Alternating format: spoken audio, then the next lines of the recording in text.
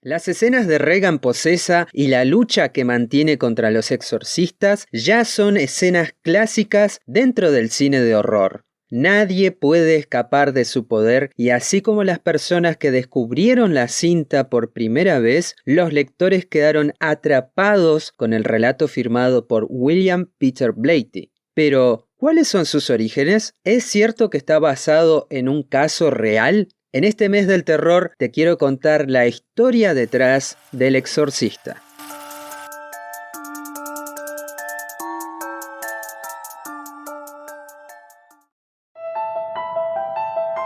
Nacido en 1928 en Nueva York, en una familia libanesa católica con una madre devota y un tío arzobispo, Blatty desde muy chico sufrió el abandono de su padre, por lo que debió deambular con su mamá en diversos hogares y pensiones.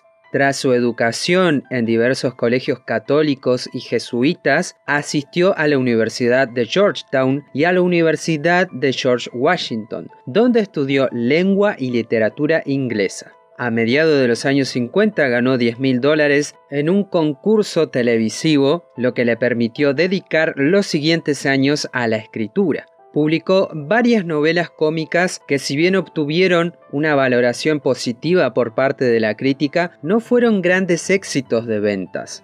Comenzó a escribir guiones y hasta se involucró en la secuela de La Pantera Rosa, el nuevo caso del inspector Clouseau.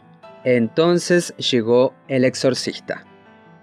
La idea le daba vueltas en la cabeza desde 1949, cuando durante un curso en la universidad supo del caso real de una chica de 14 años víctima de posesión demoníaca. Se había dicho a sí mismo que aquello era imposible, fuera de toda lógica. Sin embargo, mientras más lo asediaba la falta de trabajo, más se cuestionaba su fe y talento. Entonces decidió dejar de lado las comedias y centrarse a investigar este supuesto caso. El mismo había sucedido a cercanías de la universidad a la que había asistido, pero cuando pidió las actas de lo ocurrido, se las negaron. Tuvo que hacerse a la idea de que sería un libro de ficción, pero con el punto de partida verídico. Durante 8 meses leyó todos los libros sobre posesión que habían sido publicados en inglés desde 1940, hasta convertirse en el mayor experto en la materia en Estados Unidos e incluso en el mundo.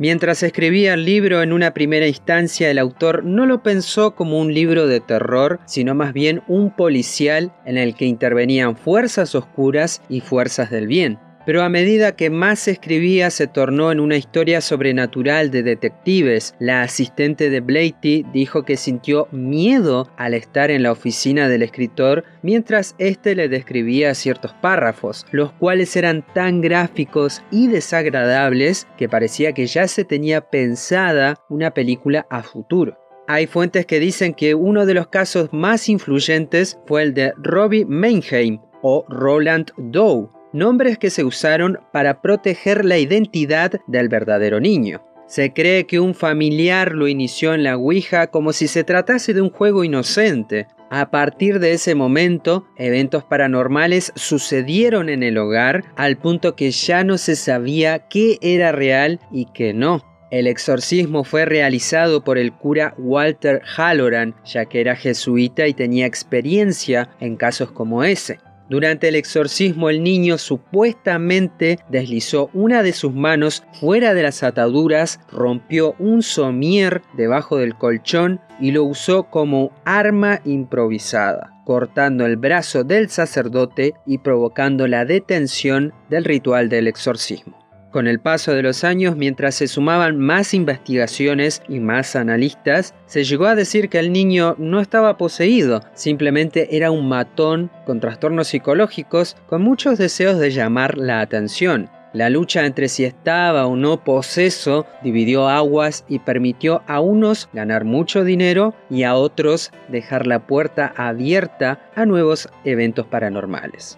No hay que olvidar que los años 70 fueron el contexto ideal para publicar la novela. Existía en el ambiente lo que se conoció como Satanic Panic, que se puede traducir como pánico satánico. La vieja religión estaba en decadencia, los valores morales y sobre todo tradicionalistas eran reemplazados por nuevas creencias.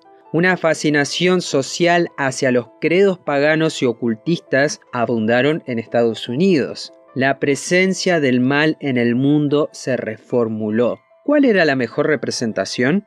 Luego de la muerte de Kennedy, el caso Watergate, la guerra de Vietnam y las revueltas estudiantiles, muchos libros y películas apelaban a un enemigo en común, Satanás. En el caso del exorcista, la posesión de una niña inocente significó la corrupción de un mundo en decadencia. Es necesario que la sociedad purgue la maldad y para Blatty esto podía lograrse a través del camino divino y varias veces lo mencionó. Mi intención fue hacer una obra apostólica. Para él, si existían artilugios o ritos para combatir el mal, entonces existía una contraparte positiva, Dios. Un hecho que fue decisivo en la trama del libro fue la muerte de su madre. Un golpe que se sumó a su ya debilitada economía. Las idas y venidas en el hospital, el estrés y la pena dieron forma al padre Karras, así como otras escenas que son icónicas dentro del espectro narrativo. Cuando el libro encontró su camino en el celuloide, el director a cargo de la adaptación fue William Friedkin, y a pesar que calificó el guión que le pasó Blatty como terrible, supo ver en él algo potente que contar. Pero entre autor y cineasta, las diferencias eran insalvables. Friedkin, con formación de documentalista, decidió que el espectador debía sentirse como si estuviera ahí. Se negó a usar efectos especiales añadidos en postproducción y quitó los diálogos que los personajes de Blatty usaban para explicar al público el significado teológico de la posesión. El escritor le reprochó a Friedkin que dejara fuera las escenas de sentido espiritual. Friedkin pensaba que si el diablo se encontraba en una habitación de una casa, una charla entre curas no sería la mayor preocupación de este, y mucho menos para los espectadores. Era necesario dejar las metáforas a un lado y ser directos, mostrar, empujar, golpear, ofender. Pronto la cinta generaría tal histeria que la gente saldría vomitando o desmayándose fuera de los cines. Ofendido, Blatty se despachó con nuevas secuelas del libro que formaron la trilogía de la fe, además de dirigir una película olvidable llamada La Novena Configuración. Su punto máximo como creyente acérrimo lo dio cuando en Georgetown invitaron a Kathleen Sebelius, secretaria del Departamento de Sanidad, luchadora social que abogaba por el aborto legal y gratuito. Demandó a la universidad y calificó el acto como vergonzoso. Con el paso de los años, Blatty se convirtió en una caricatura extrema de la fe conservadora y Friedkin en un hombre abierto a todo tipo de fe, pero dándole al espectador el lugar para opinar con libertad. Partiendo de una base realista, creó un documental que explora los conflictos entre la fe y la ciencia, así como el bien y el mal.